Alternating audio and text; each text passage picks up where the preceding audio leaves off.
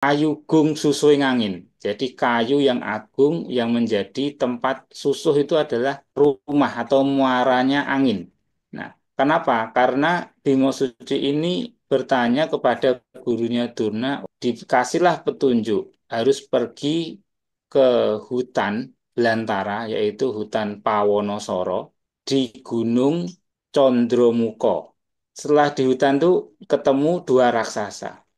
Dua raksasa itu adanya Rukmo dan Rukmokolo. Sudut pandang Rahayu. Rahayu Pak Cahyo Aji Purbokusumo. Rahayu Raden Kusuma. Ketika kita bicara tentang konsep ajaran leluhur Nusantara sendiri, itu kan kita mengenal tentang istilah sangkan paraning dumadi. Jadi kalau secara sederhana itu banyak masyarakat sudah paham bahwa sangkan paraning dumadi itu sendiri itu adalah salah satu konsep ajaran leluhur yang mempelajari tentang asal usul. Tapi asal usul yang seperti apa ini yang perlu kita dalami ini. Dan bagaimana Sangkan Paraning Dumadi ini bisa dikenalkan kepada kita. Mungkin Pak Cahyoaji bisa menjelaskan dulu dari awal tentang sebenarnya Ya. Sangkan Paraning Dumadi itu seperti apa. Monggo Pak Cahyoaji. Terima kasih Raden Kusuma. Apa yang bisa kita kerjakan, yang kita lakukan dalam kehidupan sehari-hari kita sesuai dengan konsep ajaran leluhur Nusantara ini. Ya, kalau kita membahas mengenai Sangkan Paraning Dumadi kan secara arti yang mudah dipahami kan asal mula segala sesuatu itu terjadi. Sangkan Paraning Dumadi sendiri, kalau kita lihat secara perkata, misalkan kan sangkan paran, jadi sang ini adalah menunjukkan suatu keadaan yang tinggi atau purboaseso atau yang berkehendak. Kan ini adalah katekan. Ya, sangkan itu adalah tumekane utawa sumbere utawa asal mulane atau asal usulnya. Paran itu adalah lumakune atau prosesnya atau perjalanannya. Nah, ing ini menunjukkan di suatu atau menunjukkan sesuatu atau menunjukkan suatu keadaan. Nah, paraning ini ibaratnya lumakuning carito atau kahanan, yaitu perjalanan dari cerita itu ataupun keadaan. Nah, dumadi yaitu adalah terjadinya atau gumelarnya cerita atau digelarnya cerita yang dijalani. Nah, di dalam hal ini, Sangan Paraning Dumadi ini pasti keterkaitan yaitu antara jagat pribadi dan jagat raya. Namanya kehidupan. Kehidupan itu memiliki namanya suatu jongko. Jongko itu atau pepestaning lumaku atau yang dikatakan sebagai alur dari cerita. Hmm. Nah, alur cerita ini juga ada alur ceritanya jagat semesta dan ada alur ceritanya manusia itu sendiri. Dan manusia itu juga akan berhubungan dengan sangkan paraning dumadi ataupun jalan cerita yang berhubungan dengan lingkungannya serta alam semesta yang ada di sekitarnya. Kemudian manusia ini tidak lepas dari pepesti. Pepesti itu adalah garis dari kehidupan dan juga tidak terlepas dari apa yang dia kerjakan itu akan menuai sesuatu yang baik atau yang tidak. Kenapa dibilang manusia itu terikat dengan suatunya garis pepesden? Contohnya adalah ketika manusia itu laki-laki dan perempuan. Itu sudah menjadi apa pasti ataupun garis kehidupan Hmm. itu nggak bisa dirubah. Terus bagaimana dengan alur cerita kehidupannya? Nah, alur cerita kehidupan ini adalah tergantung yang dia jalankan. Misalkan nih, kalau orang ini bodoh mau pinter. Nah, tidak selamanya orang itu kan bodoh. Kalau asalkan mau belajar, maka akan jadi pinter. Jadi, di dalam kehidupan itu, sangkan parahnya ada yang pasti dan ada yang belum pasti. Nah, yang belum pasti ini adalah yang kita harus kelola sesuai dengan kemampuan yang kita bisa laksanakan. Yeh, Pak Cahyoaji, terkait tentang ajaran leluhur kita tentang khususnya tentang Sangkan Paraning Dumadi ini sebenarnya ada enggak sih Pak yang diajarkan leluhur kita tentang asal muasal daripada kehidupan kita ini baik secara manusia ataupun dari alam semesta ini sendiri? Menurut Pak Cahaji seperti apa? Ya, yang sering kita dengar ilmu sangkan paraning dumadi itu kan berhubungan dengan ilmu yang diajarkan oleh Sang Hyang Dewa Ruci kepada Bimo Sekti atau Bimo Suci dalam mencapai kehidupannya untuk mencapai kesempurnaan. Nah, ceritanya waktu itu adalah Bimo Sekti ini mendapat perintah dari gurunya, yaitu untuk mencari kayu gung susuing angin. Jadi kayu yang agung yang menjadi tempat susuh itu adalah rumah atau muaranya angin. Nah, kenapa? Karena Bimo Suci ini bertanya kepada gurunya Durna, dikasihlah petunjuk harus pergi ke hutan belantara, yaitu hutan Pawonosoro di Gunung Condromuko. Setelah di hutan itu ketemu dua raksasa. Dua raksasa itu adanya Rukmo dan Rukmokolo. Rukmo sendiri ini berarti wajah yang ganas. Nah, kemudian yang Rukmokolo ini berhubungan dengan Rukmo ini adalah sesuatu hal yang mewah atau gemerlap.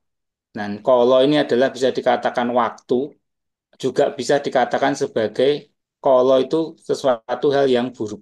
Karena merasa belum puas dengan apa yang didapatkannya, maka Begawan Durna pun memberikan petunjuk bahwa Bima harus pergi ke samudra, yaitu untuk mencari Tirto Prawito Mahening Suci.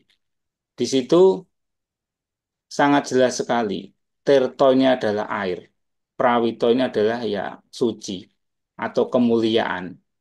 Mahening ini adalah maha hening yang suci. Dan di situ digambarkan adanya samudra. Samudra ini merupakan suatu lautan luas yang merupakan bahwa manusia ini mengarungi kehidupannya seperti mengarungi samudra luas yang ibaratnya arahnya tidak tahu, ya kan? Dan di situ gambarkan juga samudranya itu waktu malam hari dan ada kabutnya. Dan juga ada naga di sana, yang ular naga yang menggigit kakinya Bimo yang sebelah kiri.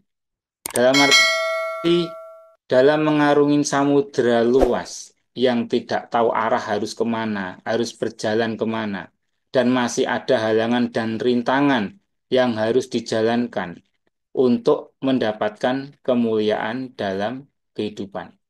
Berarti manusia ini harus benar-benar bisa mencari arah supaya arahnya tidak tersasar, tersusur, atau tidak tersesat. Kemudian setelah Bimo mengalahkan naga tadi yang menggigit kakinya, dan Bimonya akhirnya pingsan, kemudian bertemu dengan Sang Hyang Dewa Ruci atau Dewa Ruci. Ya, jadi di sini Sang Hyang Dewa Ruci atau yang diwujudkan dalam bentuk yang mirip seperti Bimo, yaitu tidak lain merupakan gambaran dari percikan cahaya suci dari Tuhan Sang Semesta Alam, Sang Pencipta yang ada di dalam diri manusia, atau bisa dikatakan sebagai Yitmo Jati. Nah, disitulah ketika manusia ini mendapatkan petunjuk dan menjalankan petunjuk-petunjuk apa yang diperoleh dari Sang Hidup Sejati, maka manusia itu bisa mencapai kesempurnaannya, tergantung pada apa yang dijalankan. Kemudian Sang Yang Dewa Ruci itu meminta Bimo juga disampaikan mengenai asal-usulnya terjadinya benih manusia. Asal-usul benih manusia, yaitu Pangeran Sejati atau Yitmo Jati tadi. Ini adalah bentuk yang halus. Istilahnya berada di alam Tejomoyo. Alam Tejomoyo ataupun alam awang-awang uwung-uwung. Ya, atau alam yang tidak istilahnya tidak bisa digambarkan dengan panca indera, itu alam cahaya. Nah, ketika sudah mendapatkan titah atau perintah dari Yang Maha Kuasa untuk menuju ke alam dunia, maka yang Yitmo Jati ini harus menyatu dengan kehidupan, yaitu bentuknya adalah sukma dan nantinya harus masuk ke dalam raganya manusia. Jadi manusia ini kalau boleh dibilang seperti penyatuan antara yang kasar dan yang halus. Maka di ilmu kawruh Jawa biasanya juga disampaikan nyawijine ludiro reto lan ludiro seto. Dalam arti menyatunya antara darah merah dan darah putih. Atau menyatunya dari kekuasaan langit dan kekuasaan bumi. Nah, makanya kan hidup manusia juga ada di tengah-tengah. Karena apa? Karena langit itu digambarkan sesuatu yang tidak terlihat. Seperti di dalam diri manusia itu ada yang nggak terlihat, yaitu badan halus. Nah, bumi itu ada sesuatu yang bisa dilihat, bisa dirasakan. Nah, yaitu adalah badan sariro atau badannya manusia ini. Nah ini Nah, Pak Cahyaji, kalau kita bicara tentang sangkan paran dumadi yang tadi sudah dijelaskan sama Pak Cahyaji ya Pak, tentu kita akan berbicara tentang, sebenarnya kita bicara tentang kesadaran ya di dalam konsep sangkan paran dumadi ini. Namun kalau menurut Pak Cahyaji nih, jika kita itu di dalam kehidupan kita ini Pak, lahir, hidup, kemudian mati, tanpa menggunakan atau tanpa mengetahui tentang konsep sangkan paran dumadi itu, sebenarnya kehidupan kita itu seperti apa sih Pak? Apakah hanya sebatas eksistensi yang tidak tahu arah, karena tadi kan sudah dijelaskan nih secara runtut nih. Nah, bagaimana dengan orang-orang ketika menjalankan kehidupan tanpa memahami tentang konsep sangan paranindomadi itu sendiri? Menurut Pak Cahaji seperti apa? ya tadi kan sudah dijelaskan bahwa kehidupan itu seperti di awal kan ceritanya kan kehidupan itu masuk ke hutan belantara, Ya, Pawonosoro atau tempat yang ada istilahnya kesengsaraan di sana. Misalkan orang mau pinter aja harus sengsara loh. Contohnya apa? Kalau nggak belajar ya nggak pinter. Aja ya. orang pinter aja harus sengsara. Hmm. Kita mau terima gaji aja harus kerja kan gitu. Nggak ada atau misalkan tiba-tiba nih Raden Kusuma dapat gaji bulanan tanpa kerja kan nggak ada. Ya, Kalau pegawai kan harus bekerja. Contoh seperti itu. Jadi eh, di dalam kehidupan itu pasti akan mengalami hal-hal seperti itu. Kemudian hidup itu seperti digambarkan di alam samudra yang sudah di tengah malam, gelap, ada kabut lagi. Dalam arti apa? Arahnya ini mau kemana ini?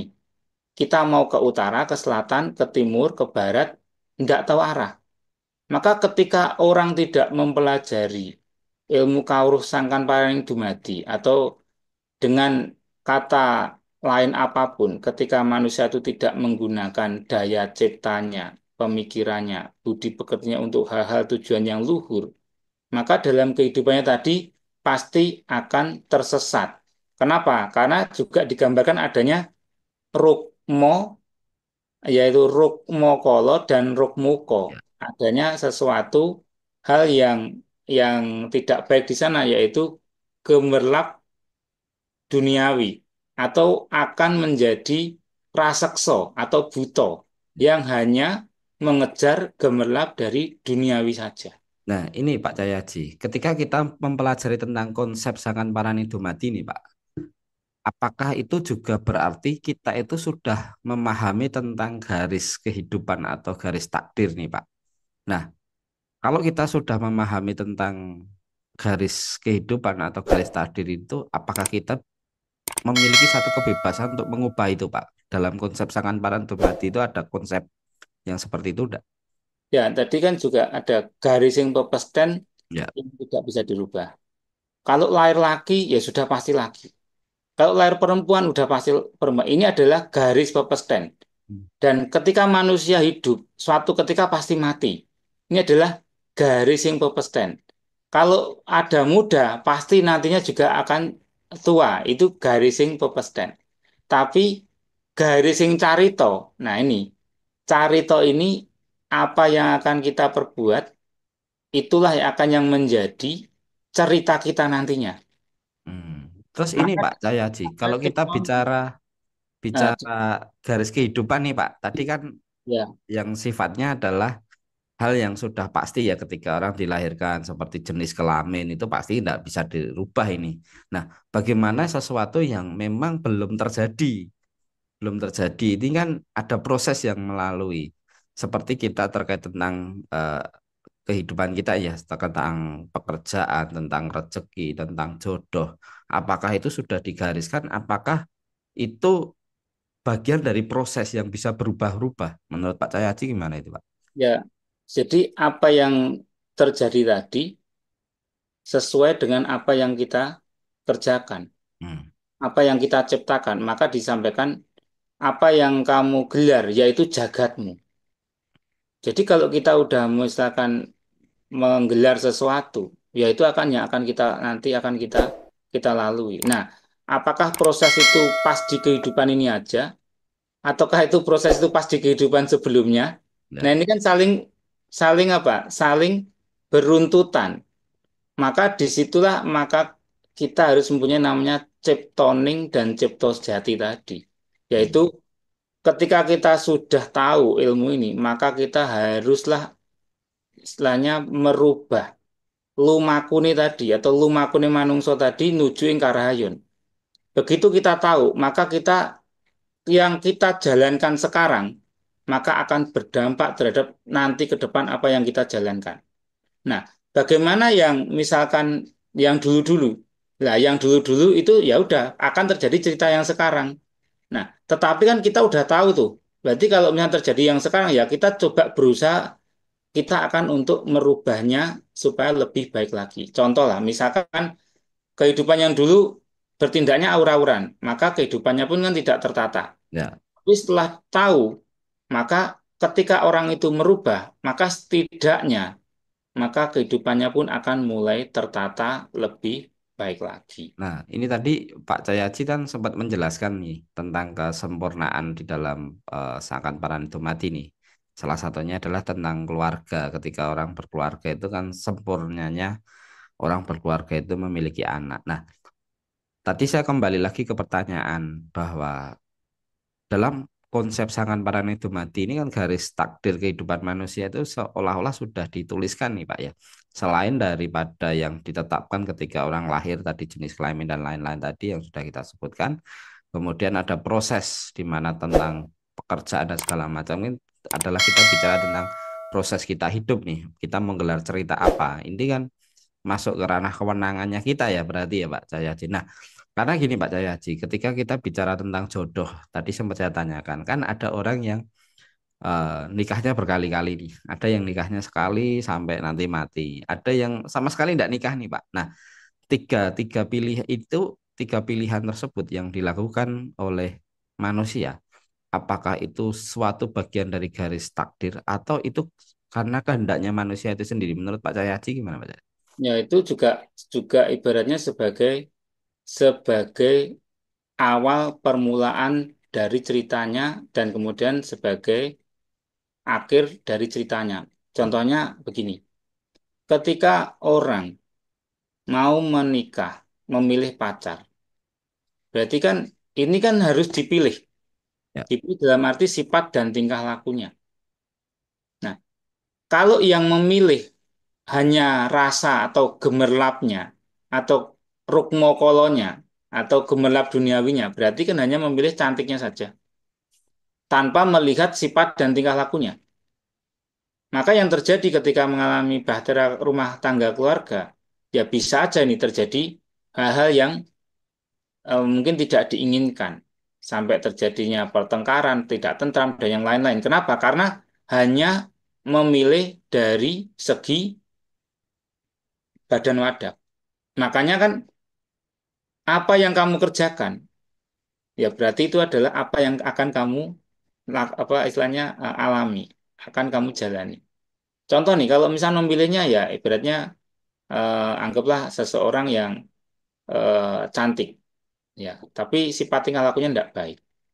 Nah, apakah ini bisa diatur dalam kehidupan keluarga?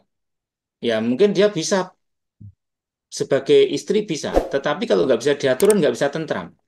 Nah, oleh karena itu kan perlu ditimbang terlebih dahulu tadi untuk menjadi hal yang lebih baik tadi. Nah, bagaimana ini dengan mengenai jodoh? Ya, kita usahakan yang terbaik. Ketika kita sudah usahakan yang terbaik, apabila itu ibaratnya jodohnya ya pasti akan datang. Tapi kalau bukan jodohnya ya berarti ya sudah kita harus relakan. Dalam arti intinya kita sudah memuja dan melakukan sesuatu yang baik. Ya, mengenai hasilnya ya kita pasrahkan kepada yang Maha Kuasa. Nah, contoh nih, kita aja dibuatin kopi di keluarga. Tak buatin kopi. Arep mbok ombe karepmu ora karepmu kan gitu.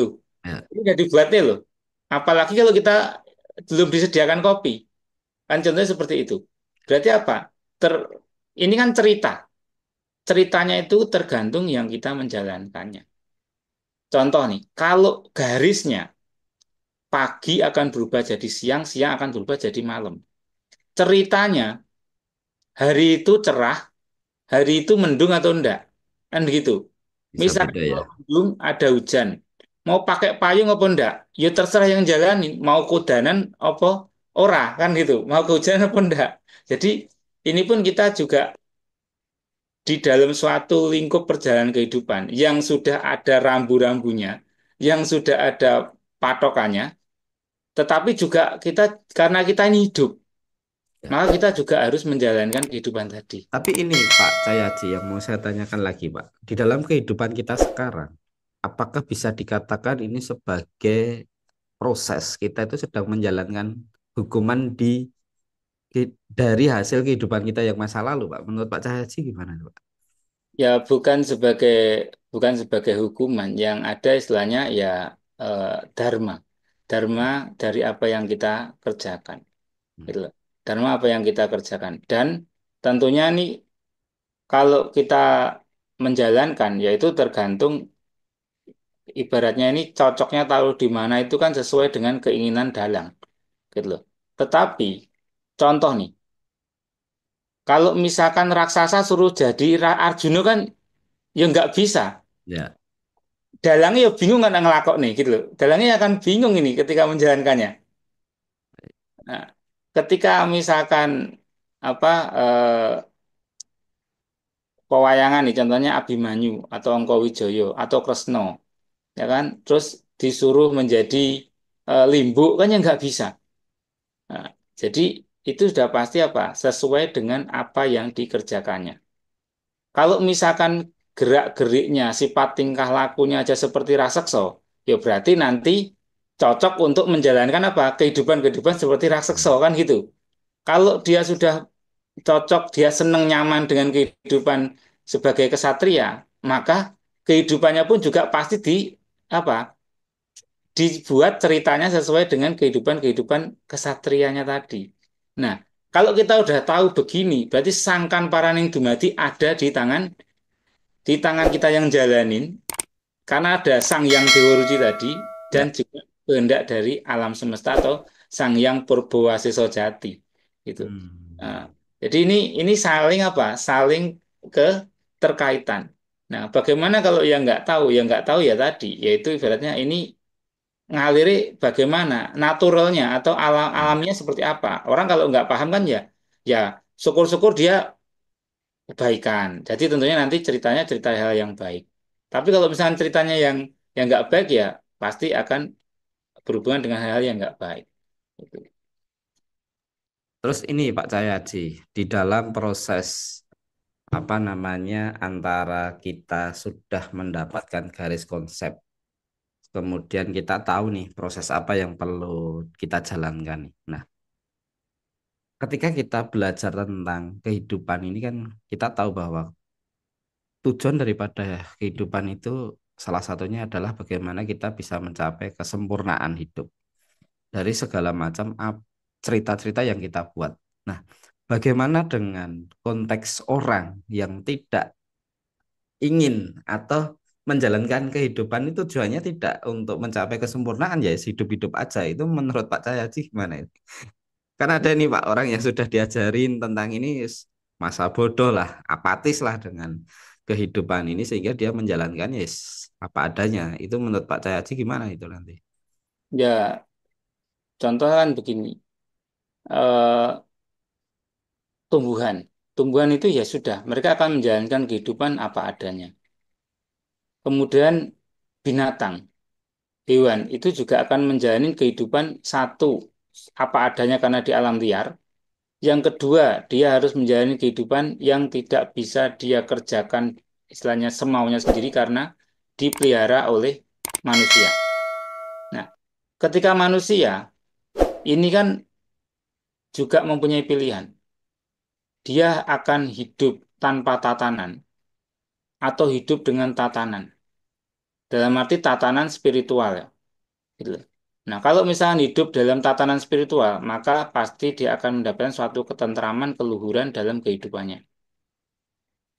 Tapi kalau misalkan dia hidupnya semaunya sendiri, seenaknya sendiri, ya tentunya pun segala sesuatu itu pasti akan dialami dengan hal yang sama. Maka ketika dia berjalan dengan seenaknya, maka akan ketemu orang-orang yang akan berjalan juga dengan seenaknya sendiri. Itu. Nah, disinilah yang akan menjadi apa? Menjadi alam yang dia lalui. Nah ini Pak Cahyadi, pertanyaan lagi nih Pak. Gambaran terhadap orang yang sudah bisa di dalam kehidupan itu mencapai kesempurnaan itu apa pencapaiannya seperti apa ya Pak Cahyadi? Kalau misalkan kesempurnaannya tergantung tahapannya. Hmm. Nah, jadi kesempurnaan itu kan bertahap. Tidak Ini bisa, kita eh, lebih ke arah secara spiritualnya nih Pak Cahyadi. ya, di dalam spiritual punya juga sama. Spiritual dalam arti segala sesuatu itu pasti berhubungan dengan yang dia jalankan karena dia adalah kehidupan. Dan kemudian apa yang dia sandang. Nah, sandang ini dalam arti apa yang dia kerjakan. Contohlah, contohlah kalau misalkan kesempurnaan bagi anak sekolah. Kesempurnaannya kan dia lulus ujian nilainya baik. Itu untuk anak sekolah. Kemudian kalau kesempurnaan dalam orang berkeluarga, ya dia minimal dia harus menghidupi keluarganya dan keluarganya bisa rukun, bisa harmonis, bisa tentram. Ini kan kesempurnaan di dalam bidang keluarga. Terus bagaimana kesempurnaan dia ketika dia menjadi seorang pejabat? Nah, ini kan otomatis kan akan berbeda lagi. Di mana dia di rumah sebagai kewajiban sebagai kepala rumah tangga, di mana di kantor sebagai pejabat. Nah, kesempurnaannya ya dia menjalankan tugas-tugasnya dengan baik sesuai dengan aturan yang ada ketika dia menjabat. Gitu. Jadi kesempurnaan ini ada di semua bidang. Tidak hanya kesempurnaan di bidang misalkan hanya sebagai pemuka penghayat saja. Kalau misalkan pemuka penghayat kan berarti kan hanya kehidupan pemuka penghayat yang harus menjalankan kehidupan sebagai pemuka penghayat dalam membimbing dan membantu untuk acara-acara ritual dari penghayat. Tetapi kan bagaimana nih kesempurnaan seorang ibu, kesempurnaan seorang bapak, kesempurnaan seorang kakek, kesempurnaan seorang yang sudah tua. Kan istilahnya kan kalau tua berarti kan orang yang tidak paham mengenai ilmu kauruh maka akan jadi tua tuas, tua ampas, tua brabas. Tua tuas itu tua tapi yang percuma dia menjadi tua karena tidak pernah dewasa, tidak tahu aturan ibaratnya. Kemudian tua ampas yaitu ya benar-benar tua, tua yang tidak ada artinya. Tua berabas, semakin tua semakin menjadi sifat tingkah laku yang nggak karu-karuan. Ini kan Banyak itu Pak. itu ini kan berarti dia nggak mengerti ilmu spiritual. Dalam arti tua ya. Ketika memahami ilmu spiritual, maka nantinya adalah tuanya jadi apa? Tua tuwuh, tua yang menghasilkan. Pak Cahyadi, ada Ya, yang saya tanyakan. Sebenarnya di dalam konsep Sangkan Paran Dumadi itu kita yang sekarang ini itu adalah terbitan baru atau lahiran manusia baru atau sebenarnya manusia yang secara siklus itu hanya tubuhnya saja yang berbeda. Menurut Pak Cahyadi di dalam konsep Sangan Paran Dumadi itu seperti apa, Pak? Nah, kalau misalkan kita ngomong secara sel, sel itu kan otomatis seperti saya dan Raden Kusuma ini adalah sel yang berkaitan dengan leluhurnya, Hmm. orang tuanya, kemudian kakek neneknya, karena apa? DNA selnya sama.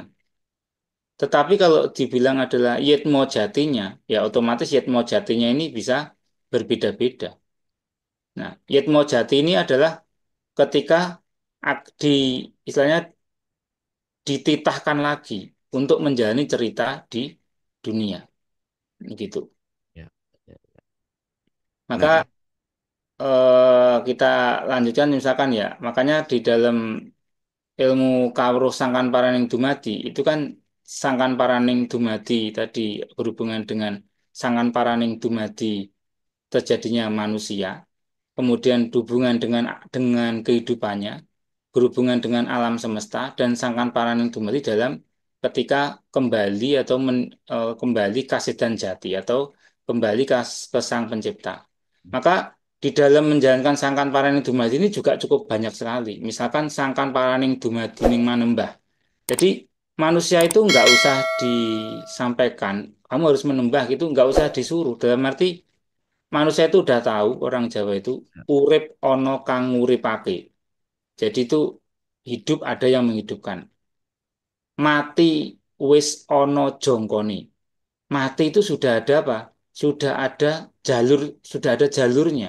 Gitu loh. Ana ning urip manungsa tan kuwawa hamur bawasesa. Jadi manusia itu bisa hidup tetapi tidak bisa berkehendak sepenuhnya. Yang berkehendak kehidupan adalah Yang Maha Kuasa. Gitu ya, loh. ya. Nah, maka dari itu mula kudu manembah mering Gusti ingkang nyipta gesang. Maka harus menyembah kepada Tuhan yang menciptakan kehidupan itu. Kanthi tata cara pribadine kang pinangka dadi kewajiban titahe. Dengan tata cara pribadinya sebagai kewajiban menjalankan titahnya. Kenapa? Ya, ini adalah hubungan pribadi masing-masing dengan Sang Pencipta. Pengennya menggunakan cara apa? Itu semonggo-monggo aja. Karena nih saya misalkan saya nih menyembahnya misalkan ini ajaran saya misalkan saya paling baik. Dan saya ajarkan ke sapi nggak bisa kok. Sapi suruh menyembah dengan Nah, ini Pak Cahyadi, di dalam kita melakukan kehidupan kita ini, Pak, baik kita melakukan hal yang baik, hal yang buruk lah, apakah di dalam konsep ajaran Sangan Parantumati ini akan mempengaruhi apa namanya proses kehidupan kita di masa yang akan datang dengan kita berbuat yang tidak baik di kehidupan kita sekarang. Terus pertanyaannya adalah, apakah ajaran leluhur kita itu meyakini bahwa Tuhan Sang Maha Pencipta itu mengawasi setiap apa yang kita lakukan sehingga nanti ketika orang di kehidupan yang masa ke depan itu dihitung nih Pak, karena dulu hidupmu adalah melakukan ke hal-hal yang tidak baik maka hidupmu dibikin susah ini, kemudian yang baik dibikin senang. Apakah ajaran leluhur kita itu mengenal konsep itu juga menurut Pak Cahyadi gimana? Ya, itu kan istilahnya hukum dharma. Hukum dharma itu ya pasti ibaratnya kalau kita menanam padi ya tumbuh padi, nanam pepaya tumbuhnya pepaya, nanam mangga tumbuhnya mangga.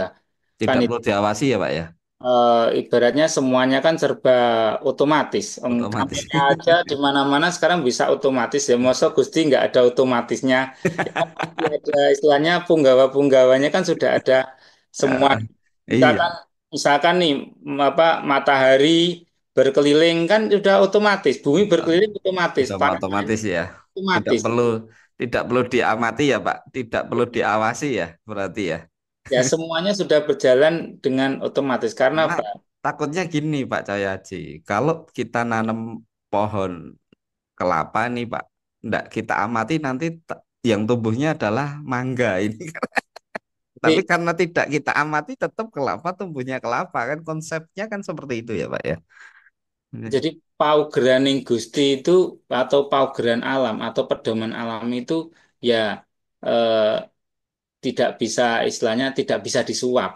Misalkan Ya. nih orang nandurnya pepaya nanti kamu ganti pakai mangga ya nggak bisa. Bisa Kan enggak, Pak?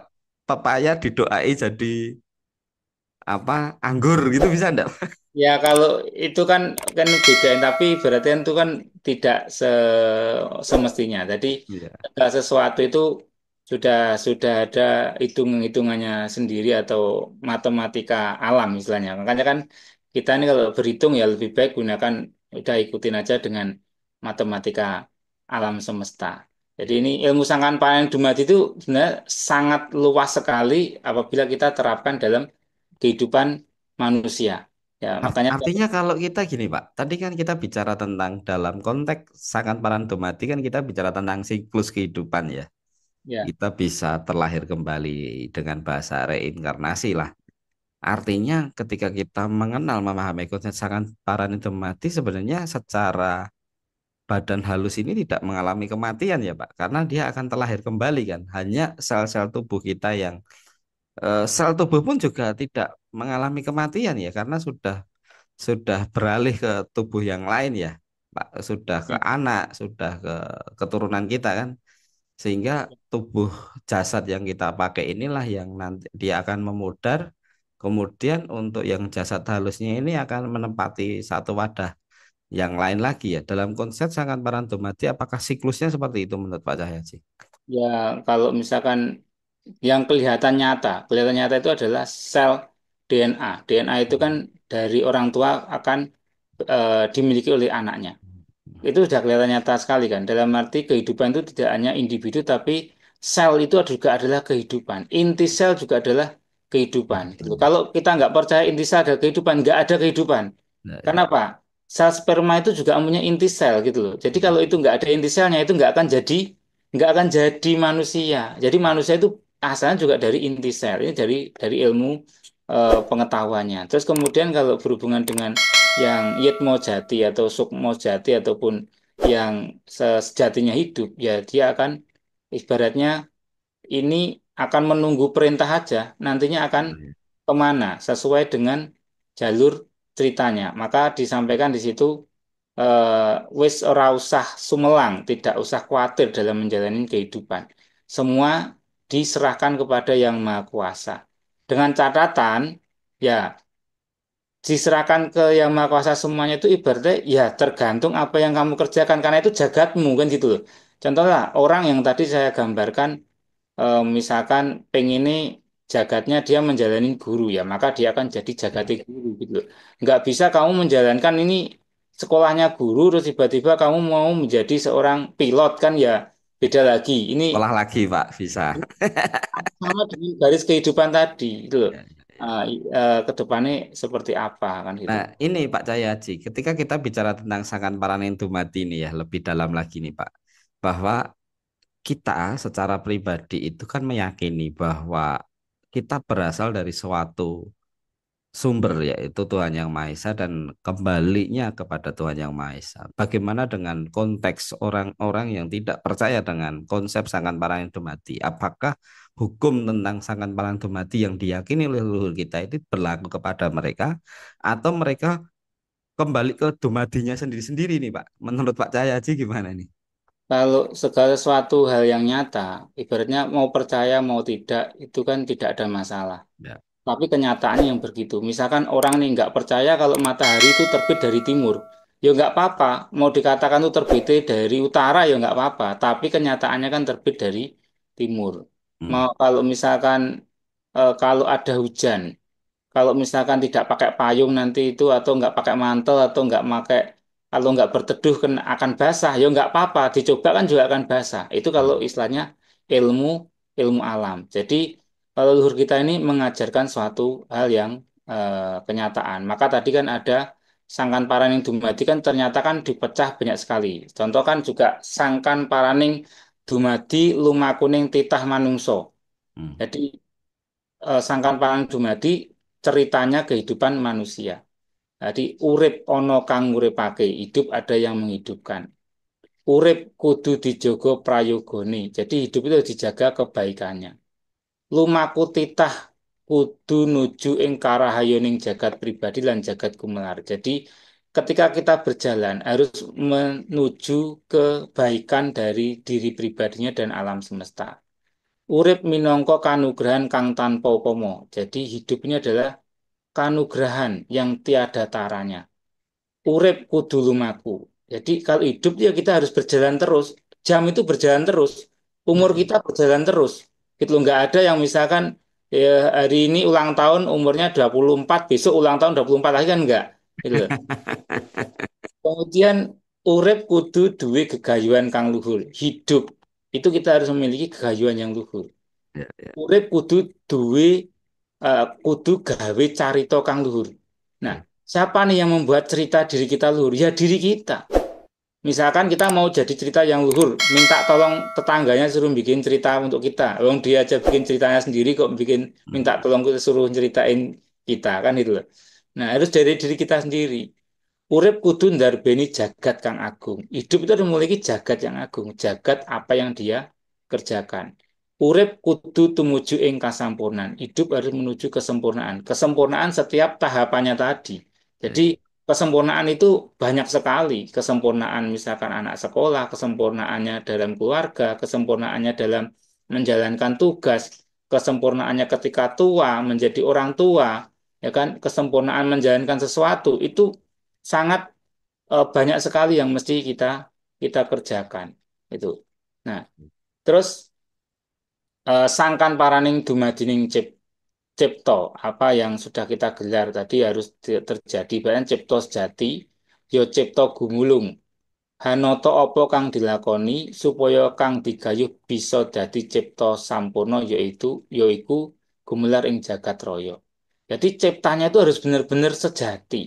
Ciptanya itu harus benar-benar manteng. Jangan misalkan ciptanya yang istilahnya setengah-setengah. Cara gampang begini. Kalau kita ciptonya sejatinya mau makan mie, itu kan gampang. Ya ya. udah tinggal masak mie atau beli mie maka udah digelar Selesai, Pak ya. apa jadilah gemelar. Tetapi bagaimana kalau kita naikkan nih cipta keluhuran kita? Oh anak kita mau jadi orang yang sukses nantinya. Nah, ini kan berbeda nih. Ya, Anak ya. kita mau jadikan apa?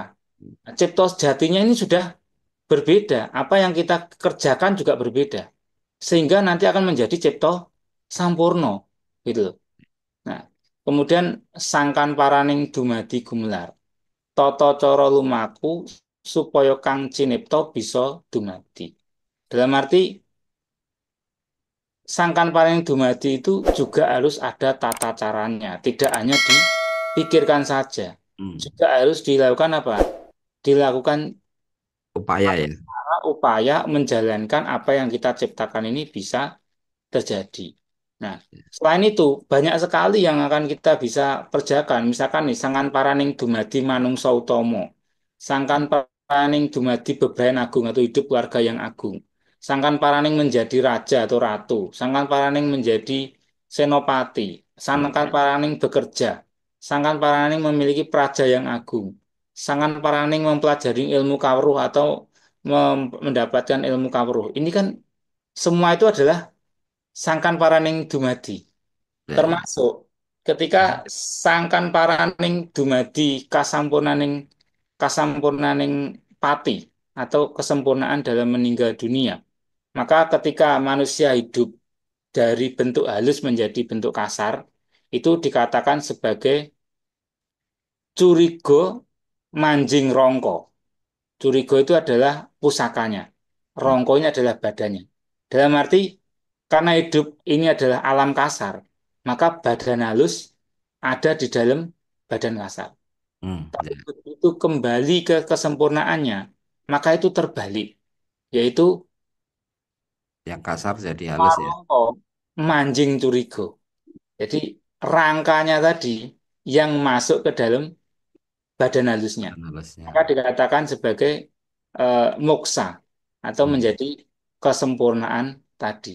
Jadi itu juga dicipta, dalam dicipta semua apa yang diperabot badan kita ibaratnya diminta untuk menjadi partikel-partikel yang kecil lagi untuk kembali ke bentuk halus, ke bentuk kesempurnaan. Ya, jadi ini ya Pak Cahyadi, kalau kita bicara secara universal nih tentang pemahaman tentang Sangan Paranento Mati itu tidak hanya sebatas Sangan Paranento Mati saja ya, tapi ada banyak konsep di dalamnya Sangan Paranento Mati, bagaimana kita itu menjalankan itu semua kan tadi toh Pak, sampai Betul. kita mencapai kesempurnaan hidup lah.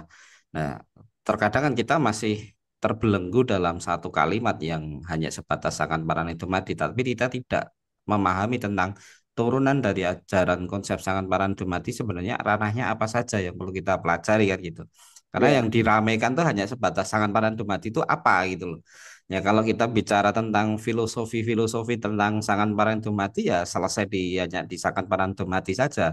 Namun di dalam konsep Sangkan Paraning Dumadi yang sebenarnya itu banyak sekali Sangkan Paraning Dumadi yang lain yang perlu kita pahami. Nah ini sebagai penutup di dalam podcast kita ini Pak Cahyadi, apa pesan-pesan buat Pak Cahyadi buat generasi muda ini dalam tetap menerapkan ajaran leluhur kita tentang Sangkan Paraning Dumadi ini? ya, jadi ajaran leluhur kita ini sangat bagus ya, sangat luhur. Ya. Dan kalau kita jalankan itu akan menjadi kehidupan kita ini lebih tertata, lebih tentram, dan lebih bahagia, dan kita bisa lebih enak dalam berupaya menuju kesempurnaan hidup dan menjalani kehidupan ini.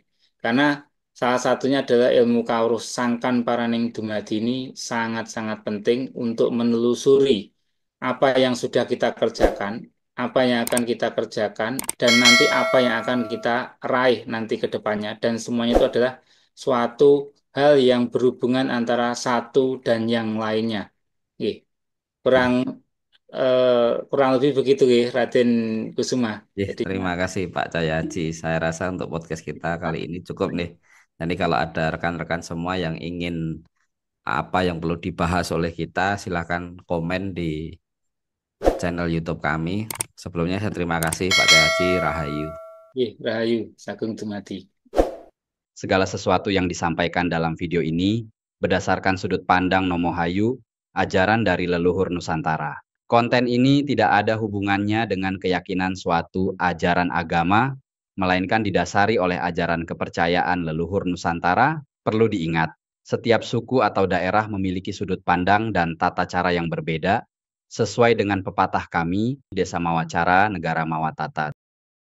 Terima kasih kepada yang telah bersedia subscribe Nomohayu Channel. Jangan lupa untuk like dan bagikan video ini sebagai upaya menyebarkan dharma kebaikan dan melestarikan ajaran-ajaran leluhur Nusantara.